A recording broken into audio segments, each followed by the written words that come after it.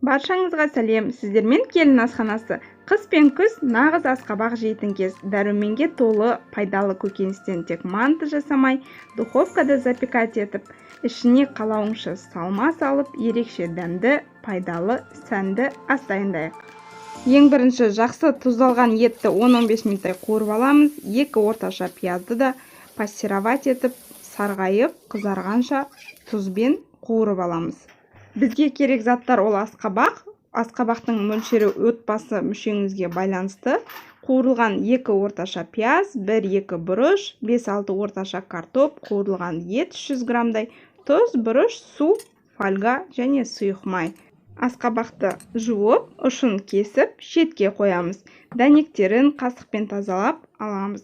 Ең астына қуырылған ет салып, үстінен пияз, картоп, бұрышты аз-аздан салып шығамыз. Асқабақ дәмді болса, тамақ ерекше дәмді болып шығады. Сол үшін етті қуырып дайындап жатқан кезде асқабақты шым-шым қантпен сылап қойса да болады. Жаңағы дайындап қойған заттарымызды өстіп слой-слой азыдан салып шығамыз. Ет, пияз, картоп, бұрыш.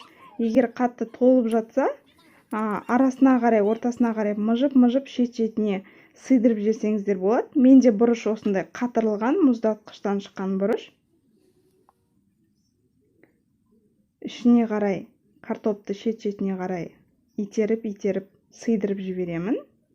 Менің каналымда видео рецепттер аптасына 3 мәрте шығады. Жіберіп алмау үшін қоңыраумен тіркеліп қойыңыздар. Осы рецепт ұнаса лайк басып, пікір қалдырыңыздар. Және де сілтемесін қалдырамын. Хит болған Whoopie Pie, трайфл торттарының рецептері бар. Королевский торттардың, қонақ күтер дастарханға салаттардың рецептері бар. Қарап шығыңыздар. 100 грамм суға кішкене қара бұрыш және тұз, жарты шай қасық тұз салдым. Және сол суды асқабақтың ішіне құямын. Қалауыңызша картопты да кішкене тұздап жіберсе болады, салмас бұрын асқабақтың ішіне. Және шет-шетін өстіп сұйық маймен бір майлап шығамын да, фольгаға орап, басында 200 градус қызып тұрған духовкада қайнағанша пісіремін. Бір 20-25 минуттан кейін қайнайды, содан кейін 180 градусқа қоямын. Менің асқабағым аса үлкен болған жоқ, 2 сағаттай пісті. 1,5 сағаттан соң духовканың астын өшіріп қойдым, тек қана үсті қызып тұрды. Үлкен асқабақ болса 3 сағаттай пісіресіз, пештен алып 4-5 бөліктерге бөліп, ортаға қоясыздар. Өте дәмді, қонақтардың көзінің жауын алатын ас.